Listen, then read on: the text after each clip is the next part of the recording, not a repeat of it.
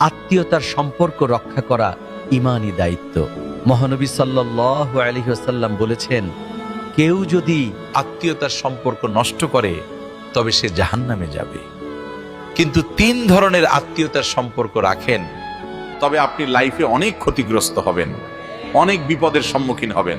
Number 1, যে আত্মীয় ধর্ম ত্যাগ করেছে সেই আত্মীয়ের সাথে সম্পর্ক রাখবেন না। যারা শিরকের সাথে জড়িত বা মূর্তি পূজার সাথে বা মাজার পূজার সাথে জড়িত, তাদের সাথে আত্মীয়তা না রাখলে আপনার কোনো গুনাহ হবে না। নাম্বার 2, যারা মানুষের উপর অত্যাচার করে, জুলুম করে, মানুষের ক্ষতি করে বা বিভিন্ন সময় আপনাকে বিপদে ফেলে, আপনারও ক্ষতি করে, তাহলে এই ধরনের আত্মীয়ের সাথে সম্পর্ক রাখবেন না।